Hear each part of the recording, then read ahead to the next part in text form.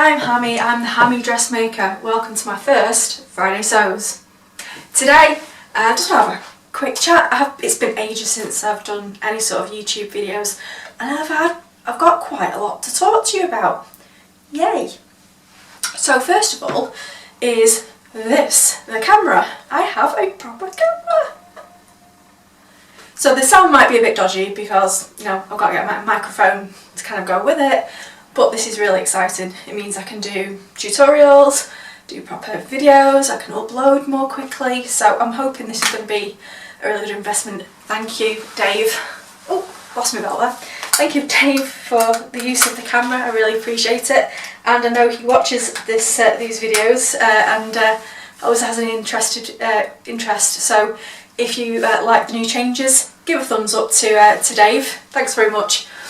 So in terms of kind of other changes, as you can see, I have a lot more room to move. There we go. I've had some quite big changes actually within the sewing room, and I will do a proper video on it. I'm not going to do it tonight because frankly I've been sewing and it's a bit of a mess. This is the only bit I'm willing to show you of my room. On the dress form we have a new pattern to me, which I'll talk to you about in a minute. Prizes for who can guess before I tell you what it is, what I'm making. So in terms of the changes in the sewing room, I used to have a big dining room table and then a long desk in the corner there, and that's where I was working.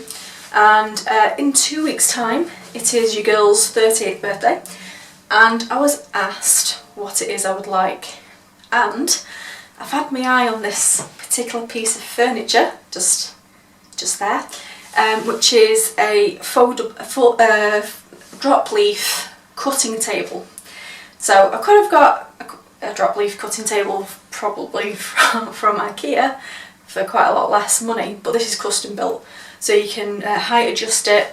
It's got a very flat surface on it, it's got baskets on it, it's on wheels and casters, it's the correct width and length, but because it folds away it gives me a lot more room in my sewing room to kind of move about and just feel free. So when I don't have any tracing or cutting to do, I can move that to the side. The reason why I decided on this piece of equipment, which was not cheap, was the fact that we're selling this house and arrangements at the moment are not entirely clear, so I don't know what kind of space I'm going to have in the future. So I wanted some flexibility in the furniture that I have and enjoy the space I currently enjoy, because I'm definitely not going to get this sort of space again. I've got a double room with a walk-in closet. That's like most sewers' wet dreams really, isn't it? So preparing for a smaller space, preparing for perhaps parts of my sewing room to be in different rooms, so I can put this in a cupboard and bring it out when I'm doing cutting and put it back. I've also got a computer desk, because I didn't really, how much space do you actually need when you're sewing a garment? You don't need that much. It's mainly the cutting and tracing that you need the space for. So far it has been awesome.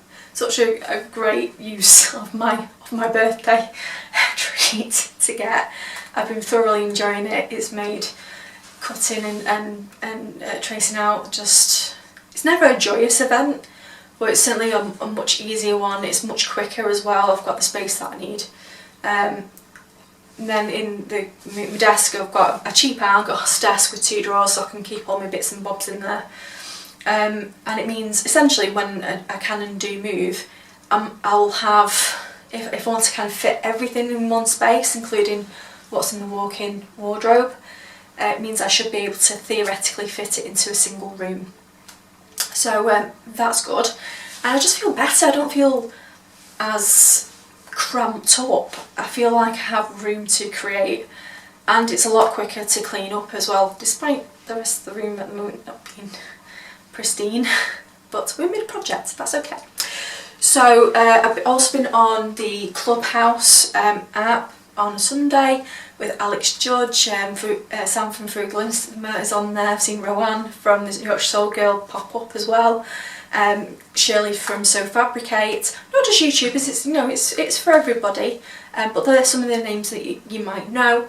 We've had some really great conversations. It really is kind of a highlight of my Sunday. We had a lady called Lindy from Stock Patterns the other week. That was an amazing conversation. I recommend you check out her patterns because awesome, she really knows her shit. Really knows her shit. And of course we have Me Made May. And ta-da!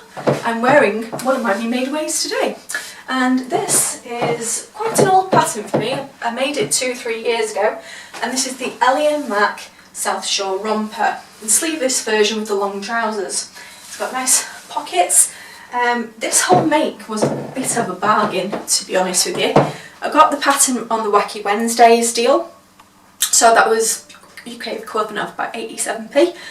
And the fabric is from Longsight Market, surprise, surprise, and it cost me £3. So the whole thing, which is now 3 years old, cost me £4, and I bloody love it. It's one of the best things I have ever made. It's got bias binding on the edge. One thing I would say if you think about getting this pattern is do make sure you do have the right fabric. Though that goes without saying, I fudge fabric quite a bit. This one you really can't. It says 40% stretch and it needs a stable knit, so something along the lines of a lycra or a ponte roma. So this is version 1 of 2. The other version that I made out of like a scuba crepe, but one that didn't have a very good recovery. And that did last a couple of years, but then it got this big bump in it where I was kept kind of putting it up and down my body because effectively you stretch and bring the jumpsuit up. You don't have a zip mechanism within the pattern, and you won't want one. It's the joy of wearing jersey, isn't it? I've done every day this week, so if you are curious about some of my other makes, you can check out my Instagram, the Harry Dressmaker, and I'll put the usual link kind of below. I had a lovely trip to Longsight Market and I had a bit of a blitz, and that was super fun because I had a friend on the phone at the time and we were fabric shopping together. That was really fun. I've got to do that again. That was super fun. Talking of Longsight Market, if you love the fabrics that I have, and as you know I'm all about budget on this channel, one of the fabric stalls that I regularly go to is a guy called Paul, and Paul, Longsight Market Fabrics, or Longsight Fabrics, I'll put the link again, I'll put his name below, has an Instagram account, and he's also doing a postage service. So viscose from him is £2.50 a metre, and I believe the postage is £3.10. So I'm not sure if that's by kilo, I can't remember, because obviously I'm going to go down to the market myself and pick up the fabric for that price. Really nice fella, and obviously at the moment, if we want to keep our markets and keep these affordable avenues for everyone to have, then we need to go out and actually physically go and support these market sellers and give them our money at the minute, because they've had several months of nothing. So if we want to keep our markets, you know, let's go and support them. You know, unless you always just want to shop from Minerva. Of course, nothing wrong with Minerva. I sound like I bash them. It's just they're kind of a monopoly in the sewing community, and one of the joys is for me about the sewing community is spreading your money about, and markets are just one of them. And to be honest with you, if it wasn't for Longsight Market, I wouldn't have had the confidence to kind of cut into fabrics and try new things and develop my skills as much as they are. So okay, so let's talk about other things. Okay, so let's talk about my what's on Mannequin. So let me bring the Mannequin over. Have you guessed what it is yet? Okay, so this is the U2 Pinnefore from the Breaking the Pattern book. I've had the Breaking the Pattern book now about 3 years, and I've never made anything out of it. I have tried a couple of name patterns before, namely the Stella blouse, and I tried the Sade blouse, but it was as a part of a magazine subscription, so it came free with a magazine, so I didn't actually trace out the Breaking Pattern book. But I absolutely love their design. It's what I would call classic with a twist.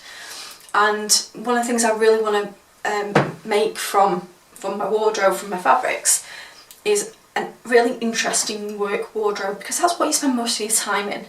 So I want something which makes me feel really good, fits really well, is really comfortable to go to work, and isn't just bland and boring grey and black.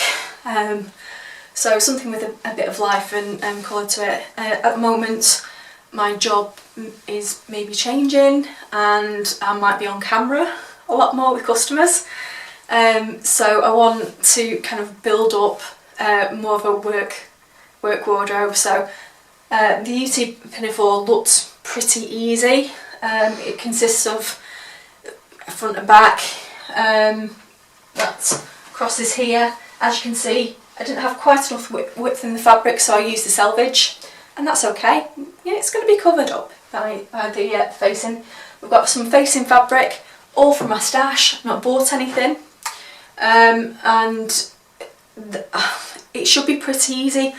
I haven't been so impressed with the book so far, whether I've not read it properly, but I don't like how they split the patterns. I think it's awkward, especially if you've got to make adjustments, and I can't find where it says to place the buttons on this garment.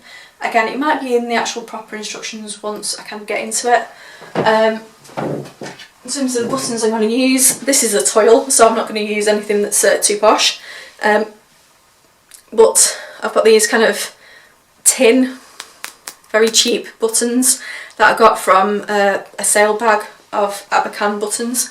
So I've got 8 of those, which is perfect for this, which requires 8 buttons. I've got my usual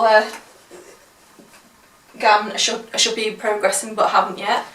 As part of my Me Made May pledge, I'm going to try and dig some of my UFOs out the cupboard and actually get those started. So the first one on the list is the cherry blouse that I need to do the bicep adjustment on. I'm getting a little bit better with adjustments now, so I'm hoping I'm going to have a successful make with that one. And just before I finish, because I've been going on 12 minutes, it's only supposed to be a short video, I've got 2 videos coming up very shortly. I'm going to actually be doing my first tutorial. Well, I say tutorial, it started off just as a tutorial and it turned into Sew With Me, and then it turned into, okay, this is a sewing diary. Reason being is I kept making mistakes, and part of me was going, well, maybe I shouldn't show the video, because that's what tutorials and things should be. They should be best practice of how to do stuff. And then I thought about it and I thought, no, that's not the kind of channel I want to have. We're all learning, we all make mistakes, even when you're experienced, and it's good to see that sometimes and see what goes wrong. And I could have gone back and done some adjustments and things like that, but as I say, I wanted it to be honest and a real make, if you like. But it features my very first FBA. 7 years of sewing, I've never done an FBA. Can I even call myself a sewist? I'm particularly with these melons, I really need it. And I can tell, even though I'm not 100% happy with the actual construction, my own sewing, I am very happy with the FBA. It's improved the fit quite dramatically. So I'm going to be obviously doing a lot more of those. And I've also got a sewing chat coming up where I'm going to be talking about size inclusivity, or I spoke to a designer. Both these videos are mainly shot. I do have to do outros for both of them, and kind of some finishing remarks, and then do the actual painful thing of uploading it onto the computer.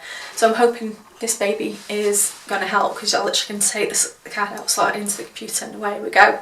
And on the old system I was on an iPhone, and that was just painful, really painful, and that's why it takes me so long to upload. So I've chatted enough, I think. Hope I've not bored you all. So thank you very much for tuning in, and if you've managed to stay 15 minutes, thanks very much for sticking around. And I might see you again next week. I'll see how it goes. If I've got anything to talk to you about, I will be videoing it. If I don't, then I'm not going to bore you senseless. Of course, if you like what I'm about, you like my presentation style, I would really appreciate it if you do a subscribe. I'm not going to plug that at you every single time, but it does mean that my videos go to more people, and it gives me a bit of an ego boost, to be honest, to keep on going. Especially when you see figures keep going down, like, what have I done wrong? But I hope everyone is well out there, keep on sewing, and see you later, fabric friends. Bye.